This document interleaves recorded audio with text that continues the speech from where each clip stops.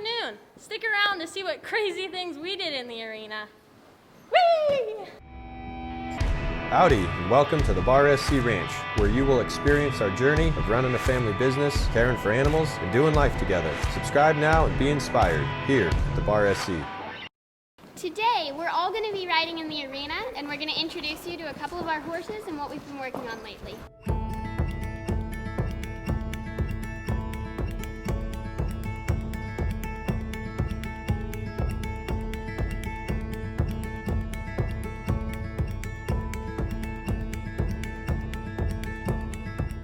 Hi, my name is Kailey and this is Rose. I got Rose about a year ago. She came to us with a healed broken back leg, and one thing that I've been working on with her a lot is just loosening up the scar tissue in her leg just to try to free it up a little bit and try to get her moving a little more fluidly. And it's actually just getting her out every day and getting her moving and walking has really improved her moving, and she's able to walk, trot, and canter now. Without looking like she has a big problem now. So she's doing very well, and I've been teaching her to go bridleless, and that has been really fun. It's always been my dream to be able to ride a horse without a bridle. And so Rose has been great. She's learned a lot, and she's a quick learner, and I think that's why I like her so much, is because she picks up on things very quickly, and she's such a cuddle bug. I love that about her too. She loves to cuddle. Ready?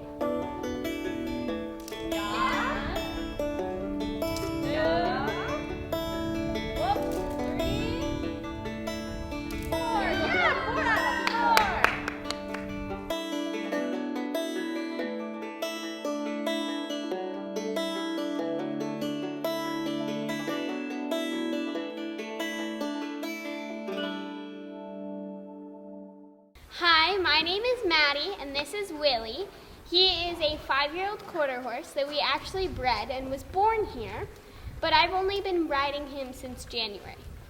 So he's still pretty new, and I have started dressage with him. And at first, he'd only been under saddle for about a year, so we were working on our straight lines and staying in a consistent rhythm.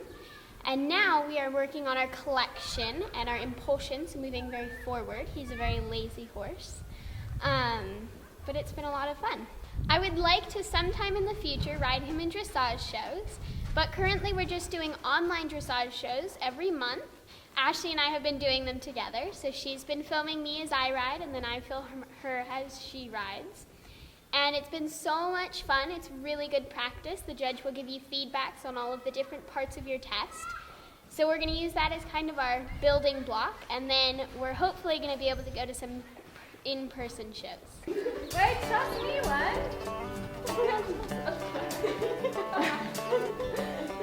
That was pathetic.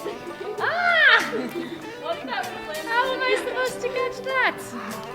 Michelle! Here, Ashley. I'll do it for you and then pass it. Yeah! That's awesome. Okay, then you're gonna have to do it back. Sorry. Hey, I'm Ashley, and this is Dylan. He's been my horse for a number of years now. I brought him to the ranch with me when I moved out here.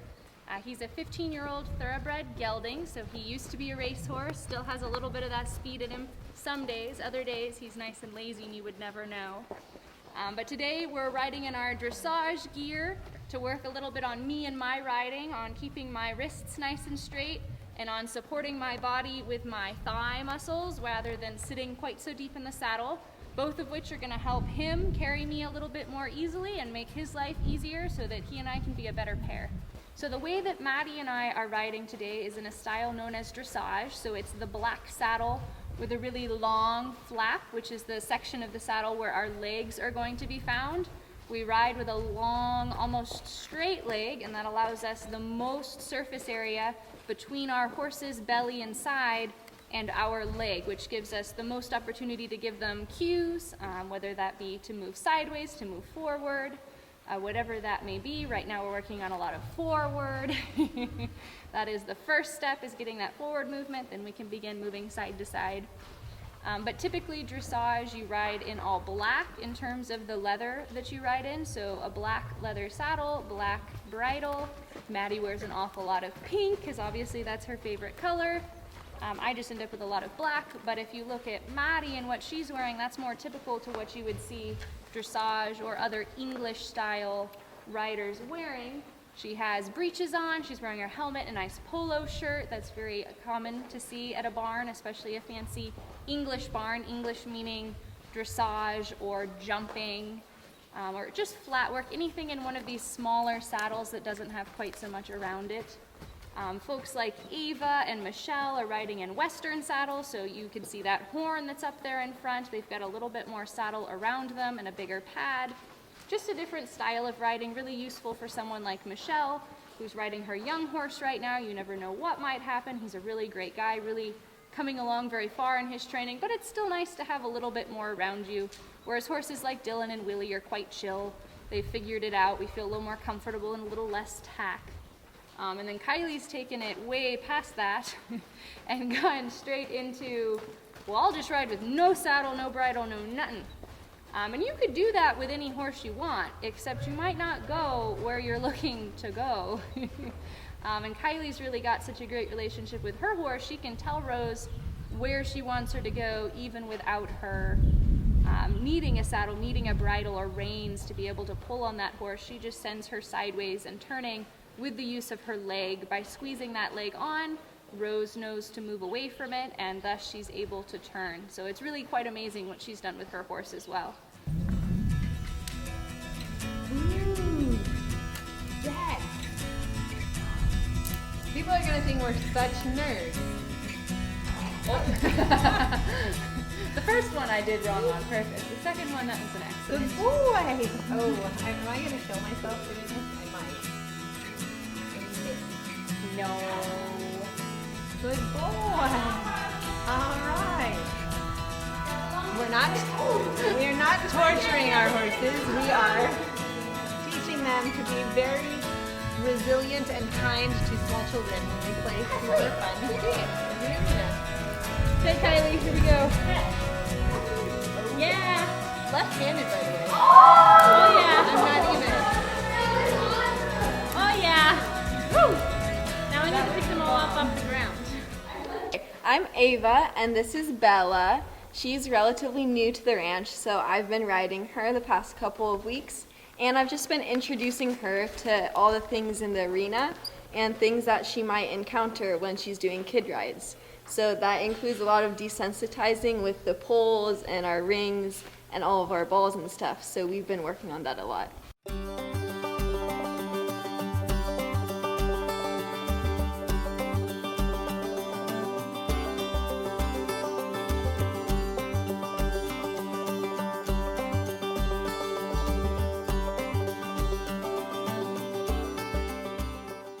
Hey, I'm Michelle. This is Alfie.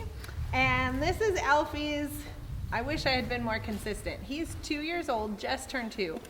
We started him under saddle about 2 months ago. I have not had the opportunity to be as consistent as I would like to, but he's been ridden probably a solid 3 weeks out of those last couple of times since we've been out. But so our biggest goal right now is just trying to go straight. We're trying to not be afraid of any obstacles. So we've walked up to this barrel here and we're throwing balls into it, and there's cones and rings and poles that we're weaving in and out of. And Alfie's doing great. So all that groundwork that we did with him is really paying off. He's quite mouthy and a bit of a clown. So actually half of my job every day is trying to just get him to focus on what we're doing, which is just going straight and going what we call forward, going a little bit faster in a straight line. He's actually trying to eat my foot on that side now.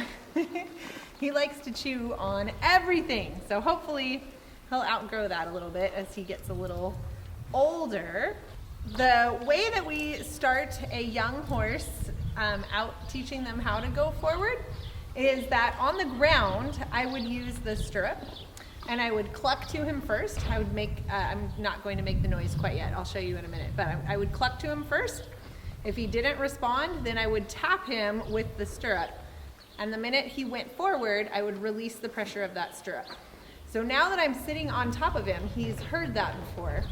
So I usually cluck to him. He's really distracted by the barrel. I'll cluck to him, but if that doesn't work, then I'll give him a little squeeze, and hardly anything at all. And that is really good. I want him to take off. If he doesn't take off, I carry something called like a spanker, which we use in barrel racing, or today I have a little crop. So we never beat our horses with it. I'm not gonna hit him hard at all, but I'm gonna back up my leg if I have to. So we'll say, Alfie, whoa. All right, and then I'll cluck to him, and then he goes. So I really don't have to use this crop hardly ever. I do carry it because he is learning. I don't want to have any empty asks. So if I ask and he does not respond, just like with a small child, whatever you say you're gonna do, you need to be able to back that up. So if I give him a little squeeze and he doesn't respond, I'll give him a little tap with my crop. But thankfully, we don't have to use it very often. Now the steering part is not there yet. So he still has not a great idea. When I put pressure on one side of the rein, I want him to turn.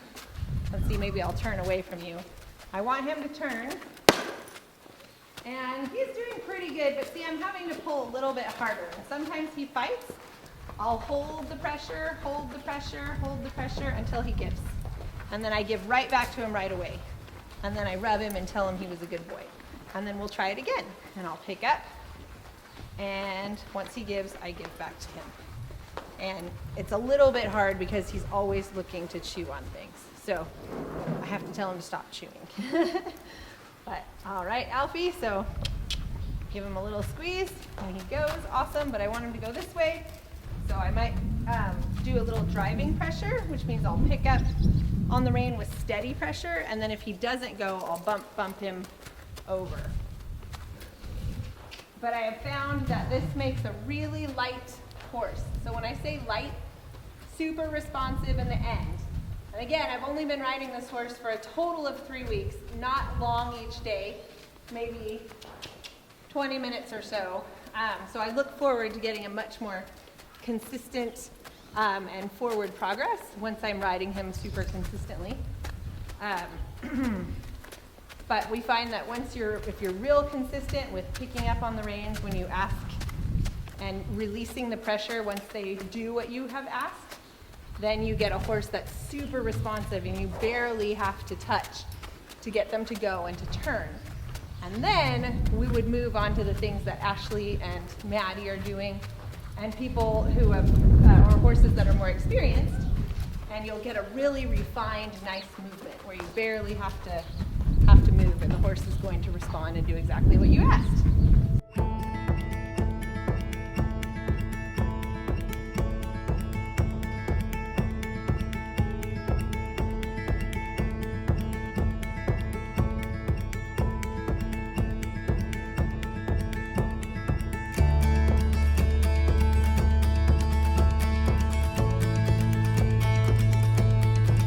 Well, I was goofing off with Bella and just going like that, and she was definitely afraid of that. So now I'm doing it repeatedly until she doesn't react.